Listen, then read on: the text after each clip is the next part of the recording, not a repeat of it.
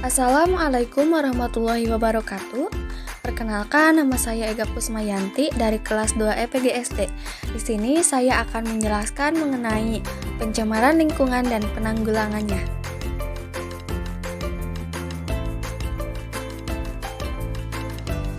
Materi pembahasan. Yang pertama ada pengertian lingkungan dan kerusakan lingkungan. Yang kedua, pengertian pencemaran lingkungan. Yang ketiga, jenis pencemaran lingkungan. Dan yang keempat, cara penanggulangan pencemaran lingkungan. Yang pertama yaitu pengertian lingkungan dan kerusakan lingkungan. Apakah kalian tahu apa itu yang disebut lingkungan?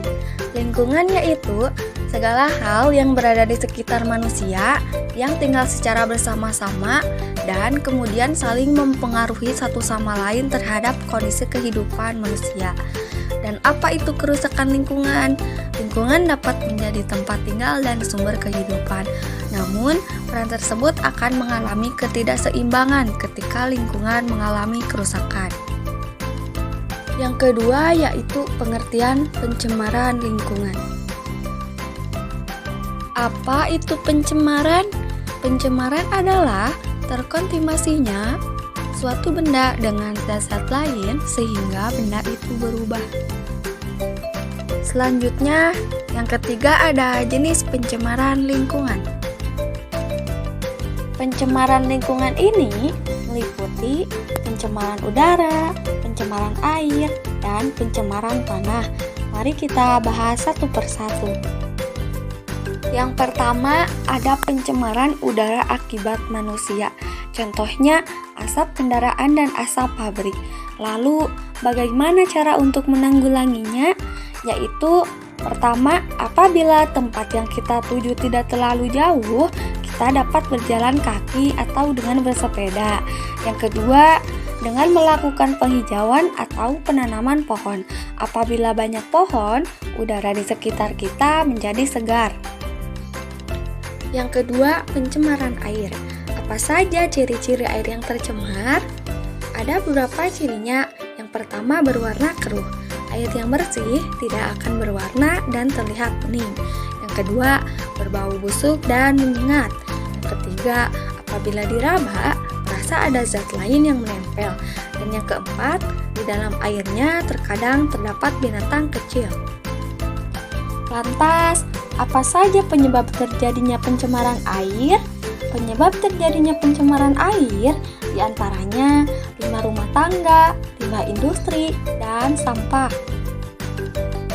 Lalu, bagaimana cara menanggulangi pencemaran air?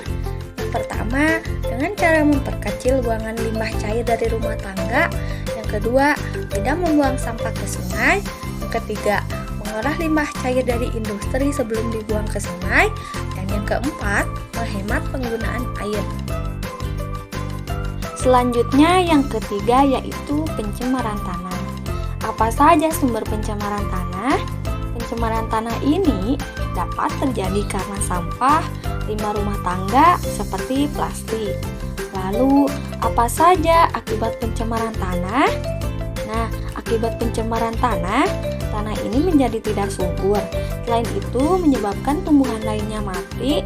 Pencemaran tanah juga dapat menimbulkan wabah penyakit dan dapat merusak ekosistem. Beberapa cara menanggulangi pencemaran tanah. Pertama, melakukan reboisasi atau penanaman kembali. Kedua, mengurangi pestisida berlebihan. Dan yang ketiga, membuang sampah pada tempatnya. Kesimpulan, lingkungan adalah segala hal di sekitar manusia yang mempengaruhi kondisi kehidupan manusia. Kerusakan lingkungan dapat menyebabkan ketidakseimbangan seperti pencemaran udara oleh asap kendaraan dan asap pabrik. Pencemaran air disebabkan oleh limbah rumah tangga dan industri.